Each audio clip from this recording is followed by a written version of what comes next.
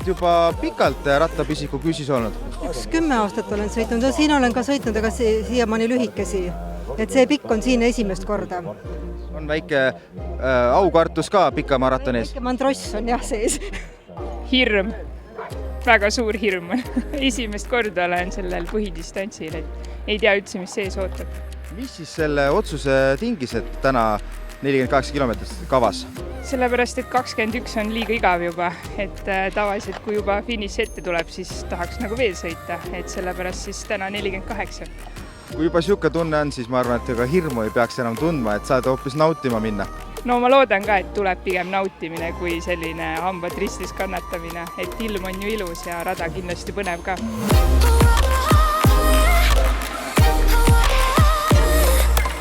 Teed esimest hooaega kaasa tervet sarja niimoodi? Jah, täitsa esimene hooaeg, üle 10 aasta. On sul maastikuluure tehtud ka, tead, mis sind enam-vähem ees ootama hakkab täna? Absoluutselt mitte. Et täiesti üllatuste rohkem maraton saab olema. Ma usun, et on midagi sarnast nagu Rakveres oli, aga no, ma kardan, et siin võib olla tõuse ikka oma jagu, nii et seda ootan ja olen valmis.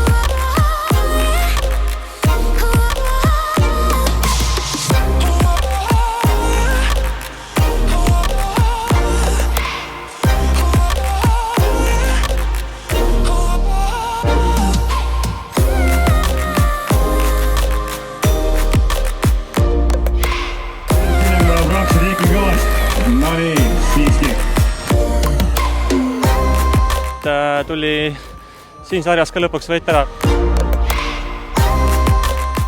Põhisõit 48 kilomeetrit selja taga, et mis tundega siis finišis oled? Ei, ikka äge tunne oli, rada on ikka kihvt. Et noh, see rada ikkagi, see on nagu see kõige tähtsam asi, et selle pärast ma siia võib-olla isegi võib öelda, et tulingi. Ütleme nii, et sellel hooajal pole nagu kergemat sõitu olnud. Oli väga hea ilm oli, aga natuke raske oli rada. Raskem kui eelmine aasta.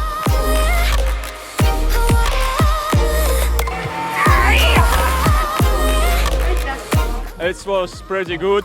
I love Bosch marathons. I started from Rakvere and this in Rakia is pretty fun for me as well. Rada oli muidu iseenesest nagu jätkuvalt hea, et ma vanasti noorsportlasena käisin enne igat Rakke maratoni 3 korda teda läbi sõitmas, see aasta ei jõudnud, aga rada on alati seda väärt. Kõige parem oli see, et rada oli nii uus. Minu jaoks nii uus, ma olen seda sõitnud vast 15 korda elu jooksul, et seekord ikka rajameistrile